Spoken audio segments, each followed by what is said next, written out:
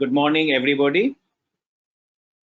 So today, the topic which we are going to discuss is legal compliance audit. So when we talk about legal compliance audit, we must first understand what legal compliance is about. Once we know what legal compliance is, we will understand why we need to audit it. So first of all, the concept of legal compliance or statutory compliance means adhering to the laws, the rules, regulations that is imposed by the government and by any other uh, body which you are required to follow. You meaning the company, the branch, the factory, the warehouse, each independently as well as the company as a whole. Further, there are responsibilities which are there on certain persons who are liable or responsible for following these laws and not just the company itself. So what do we have to adhere to actually? So there are laws that are passed by the state governments. There are laws which are passed by the central government. Since we are a federal structure, there are laws passed both at the central level, which applies to the whole country, as well as at the state level, which applies only to that state. Then there are rules which are laid down by the state governments apart from what is there in the law, and sometimes to supplement the laws. There are regulations and notifications which are issued by statutory authorities. For example, in the current period under the Disaster Management Act, there are notifications which are being given by the district magistrates under the COVID lockdown rules, which are applicable as if it is a law passed by the central government or by the state government. So it is not only the laws, but also all notifications that any statutory authority is legally putting out. Apart from this, there are orders issued by quasi-judicial authorities. Yes, there are also orders issued by the Supreme Court, by the High Court, which become equivalent to laws. Just to take an example, we have the Environment Protection Act, which gives a lot of rules that have to be followed on how you run your factory and not pollute the environment. The National Green Tribunal about 2 years ago issued an order stating that every factory must at its main gate put up a digital board in which the current status of compliance with certain parts of the law is put up for the public to see. This is not in the act, but because this order has been given by a judicial authority or a quasi-judicial authority, it becomes the law and we have to adhere to it. Why is compliance so important? Well, it has always been important, but it is becoming more important as the days go by. One thing all of us agree is that India's legal environment is quite complicated. There are multiple laws, sometimes they are overlapping. You might have 3 different laws for the same thing which you do, and you are confused which one should be done. Our laws have wide coverage. In fact, there are so many laws that if you were to list it down, it would go into at least 30-40 pages. The government is becoming stricter in implementation of the law. It's not just this government, even the previous governments have been doing it. Slowly, they are putting the infrastructure that enables them to monitor and implement. As you have seen, GST is now completely digital. Income tax is completely digital. Many of the state government labor departments are digital. As they gather more information into the digital systems, they are able to implement it better. Further, the governments also have become more aware of the fact that just passing the law is not enough, but implementing it strictly is important. Pushing them further into this is the what is now called the civil society, the non-governmental organization, and of course the activists. With social media being prominent, these bodies have been able to capture the attention of the common man, and that is adding to the pressure on the government to become stricter. International trading partners have also started looking at compliances which India is doing. Many of you are aware that the carpet industry was almost banned because they were using child labor. The European and the American buyers issued orders not to buy Indian carpets. Still, the government enforced and showed that they have in place a process to make sure that child labor is almost eliminated in that industry. There are also other rules that apply in the foreign countries by which the foreign MNCs buying from India are required to look at statutory compliances of the Indian companies. Garment is one of the areas where anyone having worked in it know that they are facing buyer audits, that is basically legal compliance audits from bodies appointed by the buyers to check whether they are compliant with local laws or not. Lastly, corporate governance is now an important factor, and the corporate social responsibility is something companies are looking at seriously. If you are considering yourself as a good corporate citizen, then obeying all the laws is an important part of your actions. Apart from this, what happens if you do not strictly follow the law? Okay, so there's a cost. Let's take the simple example. You want to remove a particular person who is working for you. Okay, and what is the cost of it? So first of all, you need to suspend the person. If you suspend a person as a punishment, you need to pay 50% of his wages for the first 3 months and 75% and finally 100% of his wages, even though he's not coming to work and contributing nothing. Then you need to set up a departmental inquiry, and based on and he has to be given a chance to come forward and present his point of view. The departmental inquiry will the officer doing the departmental inquiry will give his report. Based on that, there will be a recommendation, and only after that can the person be removed. What happens if you do not do all of this? The person goes to the labor commissioner. The labor commissioner comes into your factory and starts to look at everything else. Not only what you did with this person, but looks at hundreds of other things and disrupts your work.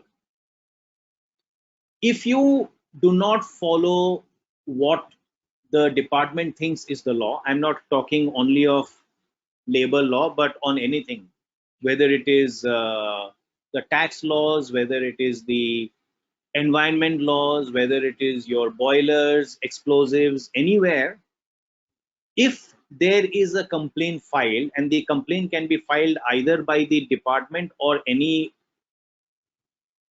existing or former employees, or even a person not directly connected with you, like I said, the civil societies, the activists, the matter goes to court.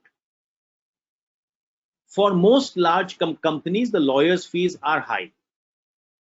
I know of one case which is going on for 35 years. It is in the Supreme Court, and the lawyer takes 2 lakh rupees for every time, for every uh, hearing that is there in the court. Even if the hearing was not actually held, the matter was postponed another day, he still has to be paid his 2 lakhs. So any matter in India that goes to court, the cost to the company is very high. Sometimes it is higher than the amount that you would have spent in complying with the requirements of the law. Appeals, no one is satisfied with the decision of the lower court. They will go in appeal to the High Court, to the Supreme Court. 30 years, 35 years later, the court might decide, no, you were guilty, and give an order along with interest and penalties. And in some cases, they reinstate the employees who were removed, and they get their back wages for a long time. The sum and substance is, it is better and more cost effective to actually comply with the laws. In some cases, comply with it even though you have a feeling that there is a chance the court will favor you. Problem is, they may not. Which comes to the other part of it, the complexity of the laws. Why is the Indian laws so complex? And that we have to look at, because it affects compliance and it affects the way we do audits also. So as I've said before, the India is a federal system. Our constitution says that the laws can be passed by the center or by the state, or in some cases by both. So we have 3 lists. One is called the union list, where the union list, where the laws can only be passed by the central government. There's a state list where the laws can be passed only by the state, and concurrent list where the laws are passed by both the center and the state. Most business laws are on the concurrent list. The Finance Act is in the central list. So income tax, central excise, and GST are on the, okay, sorry, not the GST. GST is actually on the concurrent list. The Income Tax Act is on the central list. So what the center decides applies to the whole country. But if you take GST, the laws are passed simultaneously by the center and the state, and in case ever it differs, you will need to comply with requirements of both. And that has happened in the past. When the concept of e-way bills was launched, some states put the limit at 1 lakh, some states put the limit at 50,000, some states put it at higher. Then finally it was brought onto one single limit which applied to the whole country. The problem is that with labor laws and manufacturing related laws, the center and the state are not always on the same page. So the center passes the laws, okay, the acts. Center, in these cases, the center passes the acts. The acts are principle and the direction of the laws. It decides how you should behave. But passing a legislature is a complicated thing. It has to go, there is committee hearings, the MPs or the MLAs in the state will come and give their own opinion. Any change that you have to do takes a long time. So the Indian laws, on the last, towards the end, they will always have a clause, a section that says that rules will be made by the appropriate government, which will give the process to implement, document, and give the formats in which you are required to submit the data. This is an administrative framework. It is notified by the executive wing of the government. The legislature does not need to pass it. So now our governments find it very easy, therefore, to keep on changing the rules because they don't need to go back to the parliament to get its approval.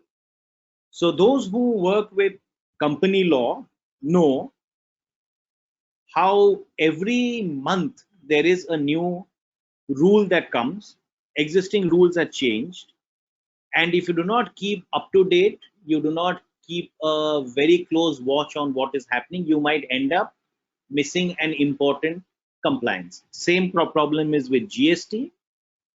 The same thing happens with labor laws and the manufacturing laws, but luckily not as often as monthly.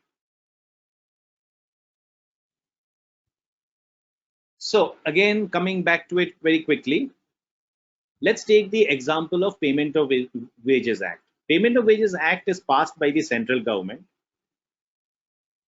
It is basically talks about how wages and salaries are to be paid.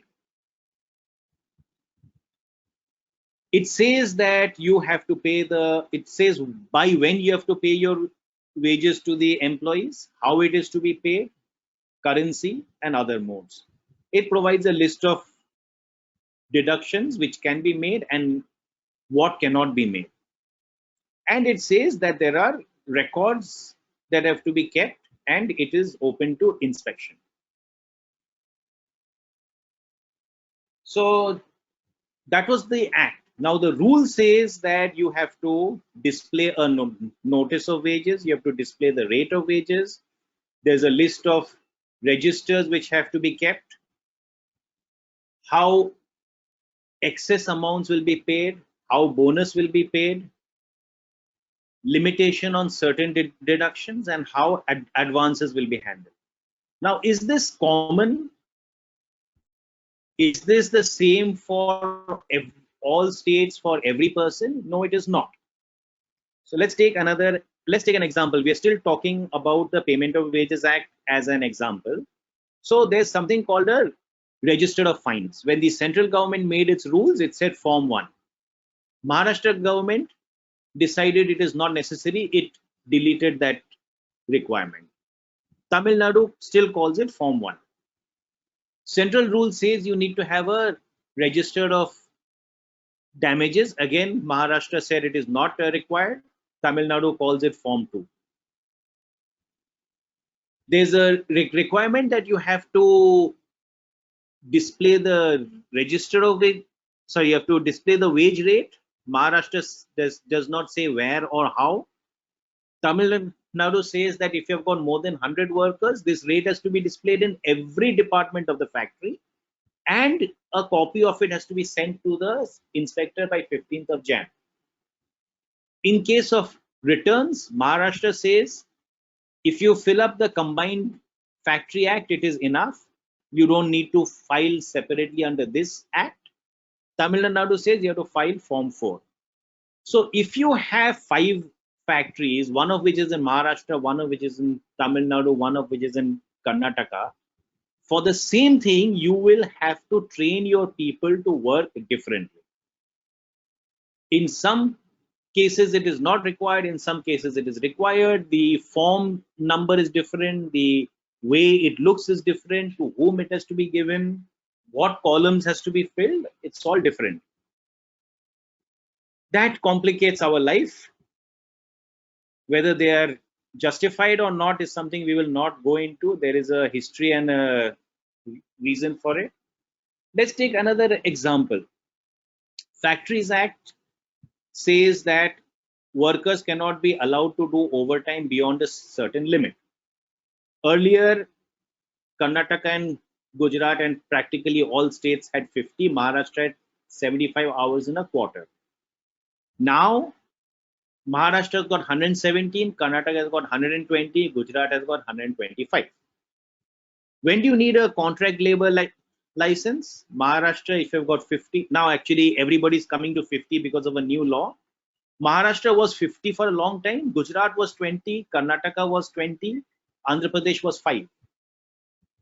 So again, if you have got factories in different states, your compliance becomes that much more difficult. If you have a central payroll system, a central compliance system, naturally you are going to have to take a lot more efforts to get it done. We have more problems. Our regulations and laws are outdated. So in all the laws, you are required to keep manual registers. If you have a boiler, you need to have a manual logbook. It has to be in a register. It does not matter that you have a highly sophisticated computer system which logs the parameters every minute. You still need a manual logbook. You may have a very sophisticated system ensuring that your effluent treatment plant is running properly. You still need a manual logbook. You still need to do your tests and put your test results in the relevant form. Factories Act requires you to put in spittoons. That is a basin in each department where someone can come and spit. It has to be filled with sand. Sand has to be cleaned and turned and replaced every 15 days. I have been to over 400 factories. I have not seen a spittoon in any one of them, but it is still a legal requirement under the law. We have strange things like you are required to keep a list of badli workers. What is a badli worker? It is a list of, basically a group of people who will be standing outside your factory at the start of the shift. If some of your regular workers do not come and you need to have someone else to fill in that position, you will hire a badli worker who's standing outside your factory gate for one shift and pay him for one shift. No modern factory is going to follow this rule, but the regulations have not changed. This category is still there, and you are required by law to have that list. So these things can go on. I can go for hours as to how the things are outdated and we need to modernize ourselves. Our government is doing it. You all must be knowing there are 4 new labor laws which have been put into effect to combine 28 different older acts. There's the IT Act of 2000, which does make life simpler for us, but we still have a long way to go, which is also the reason why we need to do compliance audits and we need to focus on compliance, because it is so much easy to slip up. As I said, electronic records are not recognized. Under the Factories Act, under the Shop and Establishment Act, you can apply for maintaining electronic records, but the inspectors are reluctant to give it to you because they don't know what their bosses will think of it.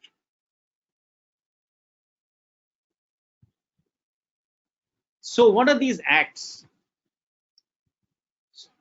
In the compliance work that is done, everybody knows that you have to comply with Income Tax Act, you have to take care of your TDS, you have to take care of GST, and in some cases excise and VAT. Then there is a whole set of people who are focused completely on ensuring that compliance with Companies Act is very strictly enforced.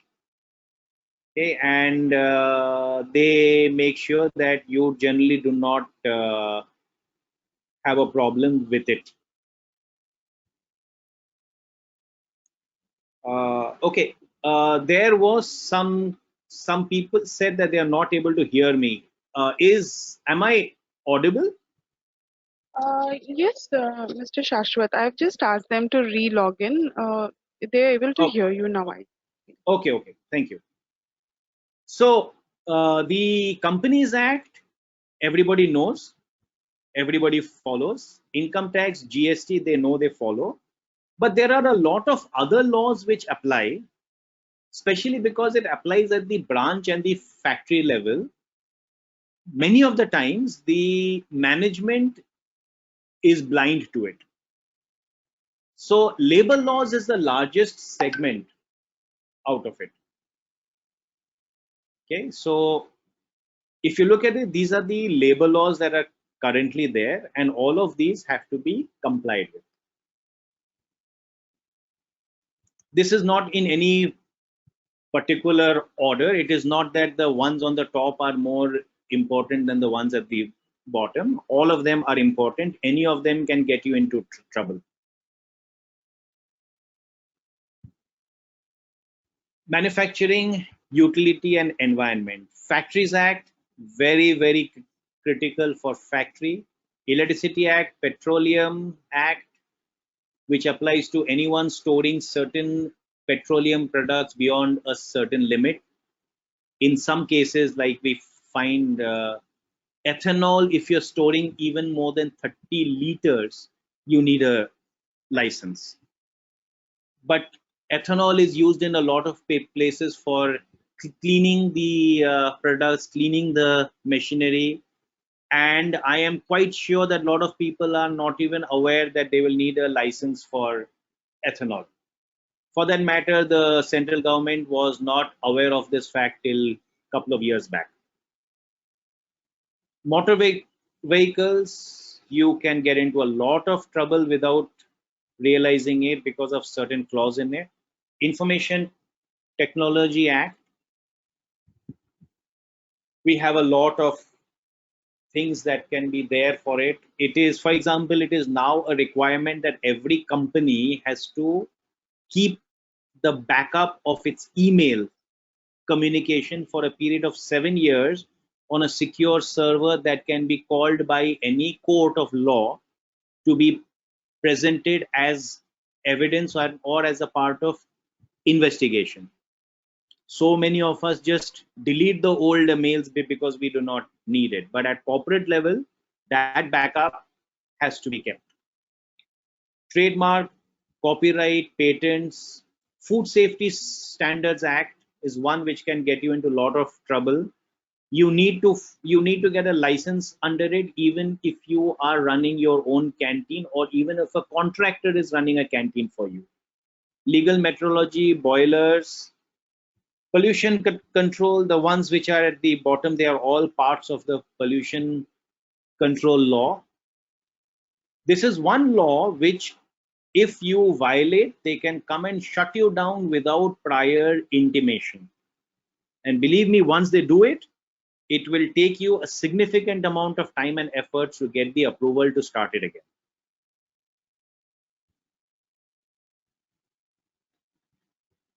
Finance, income tax, GST, FEMA.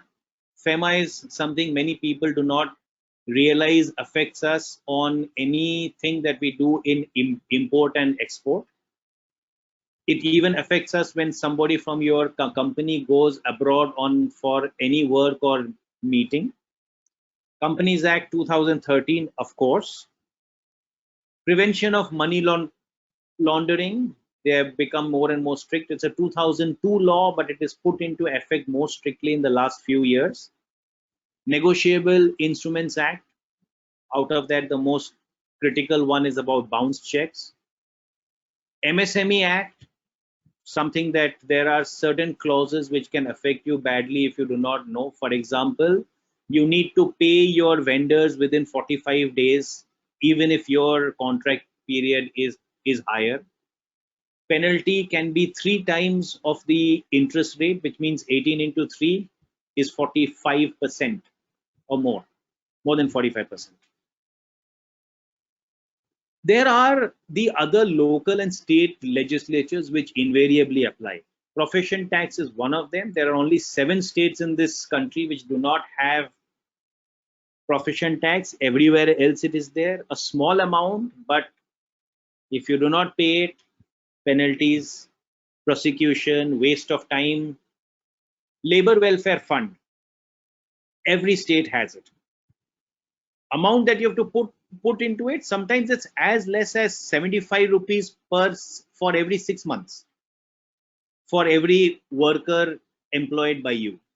But it is there, it has to be put. If you do not put it, summons, or remember, always go in the name of the managing director, and he is not going to be happy if he gets a notice because you have forgotten to pay maybe 25,000 rupees into a labor welfare fund. Shop and establishment is a very critical piece of legislation that applies to all offices, warehouses, shops, and this is in each state. Each state has a different one. There is no central act that applies everywhere, so the requirements in each state are completely varied. VAT is still applicable to certain things like tobacco, alcohol, and petroleum products. So you can't think that GST is come, I'm completely wiped from it. If you are dealing with any of these three things and some more, there are, I think, 8 things which are there, then you still need to follow this. Similarly, there are state excise laws, which actually, strictly speaking, does not apply to petroleum. It only applies to certain petroleum derivatives. Fire safety standards, there's no central act. Every state has its own. In fact, every municipal corporation may have its own fire safety standards. Building laws, there is a national building code, but every state has to adopt it and they make their own changes. Municipal acts also apply to, for example, many things need a trade license. If you cannot store grains in your premises without a trade license, you cannot store pesticides because they are considered as poison without a trade license, and this comes from the municipal corporation.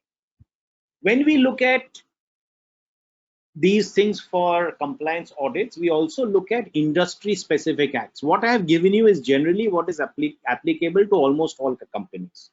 There are industry specific acts and laws which apply.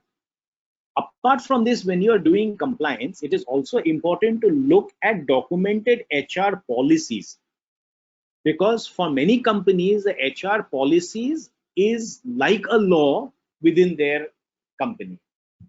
But not everybody down the line, the managers may not follow these policies, and some of these are actionable, some of them are actionable abroad. So if you have got operations in multiple countries, there are HR policies which you are required to follow. If you do not, you can be sued, for example, in US.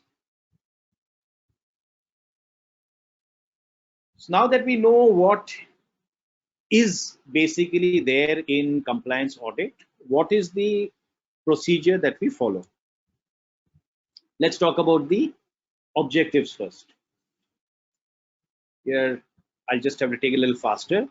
So the objective is to identify the level of compliance, present to the management what is the risk associated with each of the compliances or the non-compliances, introduce steps to mitigate those risks, and educate the stakeholders on the importance and benefits of the compliance itself.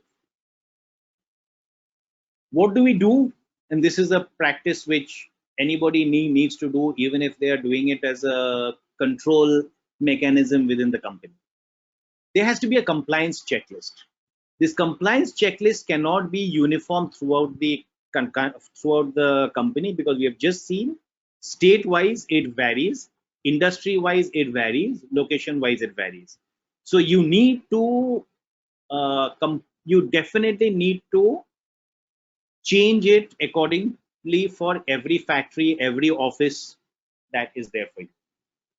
Visit to the locations is important, because sitting at the head office and looking at scans is often not enough. You need to verify documents. You need to look at other non-compliances also, that is things which are not necessarily in the registers, but which are there in, which are the actual processes and policies being implemented on the shop floor. We then make a list of non-compliances, make a draft report. Discussion with the head of the unit and the head of the department is necessary. because the people on the ground level may not be aware of reasons why certain thing is done. They may not know that certain approvals have been taken, which the unit head will know. And of course, when you explain to the unit head what you have found, chances are he will then take the corrective action, even without waiting for you to give your final report. Audit process flow. As with most audits, we decide the date, inform the unit. Some people believe in surprise audit, but in case of surprise audit, you are likely to end up in a situation where the person does not know you are there, he is not prepared, and a lot of time is wasted in getting the documents, or sometimes he just may not be there at all. If you're looking at payroll, I would suggest you get the payroll data in advance and audit that part before you go to the location, so you can simply ask them to explain the discrepancies or explain to you why a particular thing is done. Discussion with the workers, especially contract workers, is very critical, because you need to see how much adherence is there on the ground. So on your books on your registers, the person may be working 8 hours, but in reality he may be working 12 hours. Okay. In reality, your boiler may not have been inspected by the correct people. Yeah, that's why you need to speak to the workers, you need to speak to those who are doing the work. We always insist on scanning all important documents into the working papers, because someone might challenge your observations later.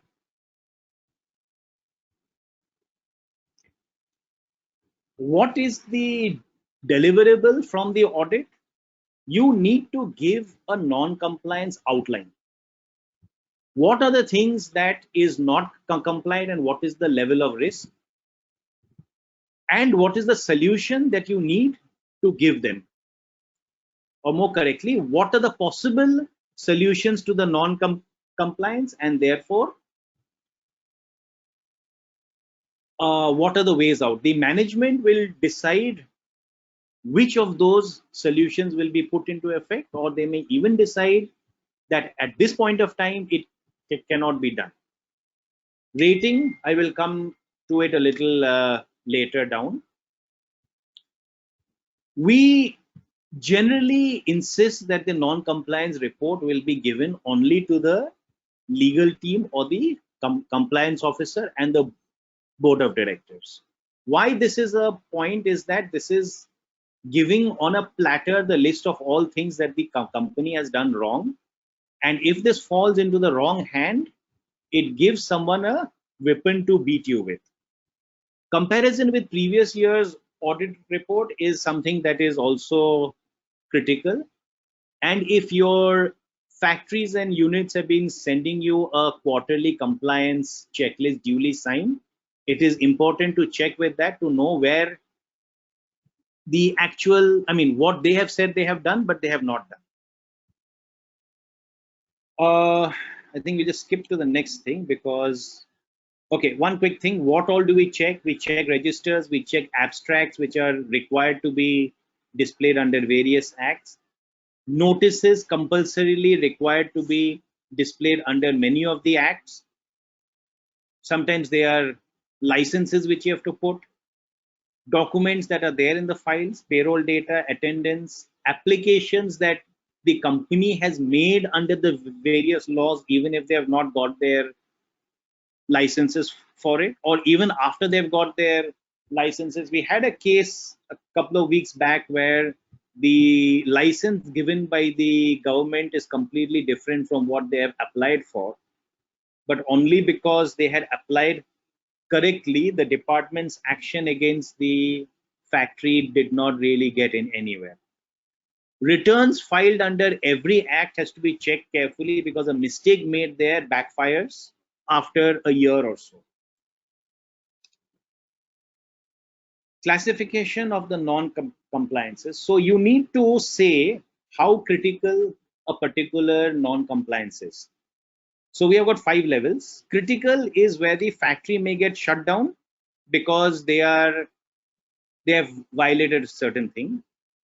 High is where there is a heavy penalty, there's a criminal offense and possibly imprisonment, but it is not likely that the factory will be shut down. Medium is basically where the penalty is lesser. Low is where you are likely to be let off with a fine or a warning. Technical is basically where it's not such a bad thing. Somebody just put it into the wrong format, or there's some documentation which can be easily corrected. If a particular form is not signed but kept in the file, you can always take it to your boss and say, just sign it so I have my documentation done. Now, one thing that you have to remember, in Indian laws, in most of the cases, the penalty is the same throughout the act. So when we say that it is high risk, we are not saying that we are basically saying that the likelihood of penalty being high is pretty good. For the same thing, the government can give you high, it can give you a low penalty, it can just let you off with a warning. But based on our experience, we know which are the things in which they are definitely going to come down with a hammer, and which is the cases they'll just come and say, don't do it again. This is something each department has to basically understand from their experience. An audit rating is also something which we look at seriously, because that enables you to compare one unit of yours with the other and compare one unit against the previous years where these compliance audits have been done. As you can see here, at the bottom is a category called F, which is basically where the department or the factory was non-cooperative, or where you found the data was completely wrong or suppressed. Luckily, we have found that very rarely, because wherever we go for audit, they understand that we are doing it to help the company and not to find someone and have them kicked out. High is only considered if you do not have any critical high and medium, then your compliance level is high. Satisfactory is where there are few, okay, and of course the rest of it. You can come up with your own. This is one which we have built over the last 10 years, and which has then become our own standards to compare various clients. Of course, we never allow one client to know the rating of the other, but within the same company, it becomes a very good benchmark. The last part of it is, what do we need to do to make compliance better? Okay. Because the whole purpose of the compliance audit is to improve our compliance so that we don't have a problem with the law, with the departments. First is, you need to monitor registers, notices, abstracts. Okay, the problems with this resolve 60% of the problems most properly managed companies have. Maintaining a calendar to know when what action needs to be taken, and if you have a software, then automatically escalating it to the HOD and the unit head when it is not done on time. Also, the concept of having a soft cutoff and a hard cutoff. So even if it goes into escalation, it is not that you face a penalty. Safety measures have to be very strictly implemented and followed to the letter and spirit of the law. If there is a slight risk of a person being hurt or injured, the safety measures have to be put in, because it is the cost of someone's life, it's a cost of someone's future. And from the monetary point of view, the maximum amount of penalty that you can be asked to, the maximum amount of compensation you can be asked to pay in case of injury or death is 21 lakhs per person. Of course, that is if that person dies, which means it's a serious accident, but which also means even if you are not looking at the life of the person or the suffering, you still have to look at the financial impact that it can have. Keeping proper documentation to prove that you have done a thing right and on time. So if a return has to be filed, it is necessary that you have an acknowledgement that it has gone to the correct department. If anything is being sent by post, you need to get a registered AD, or if it is a courier, you need to get the proof of delivery. All critical documents must be kept in a separate file, scanned and kept in your server, or photocopies kept in a backup at a different place. Appointing compliance champions in every department or every factory is important. These are people who must be properly trained. They must be able to solve a problem when someone comes and asks them. Because you have to also remember that compliance is not being done only in the compliance department. It is actually being done on the shop floor, in the shops, in the warehouses, by the people who are the managers and the normal workers. So training of these people to make sure they know what the law requires of them is also something which is suggested. You should not make them fear the compliance audit. You must make sure that they do not hide a non-compliance internally.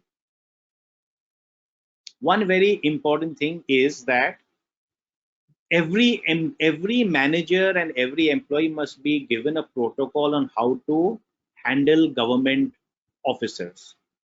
There are cases where the department has issued a show cause simply because somebody did not allow them to come in since the manager was at lunch. So protocols, especially at factory levels, is important, and all employees must be given the protocol, and they must understand the importance of dealing properly with government officials.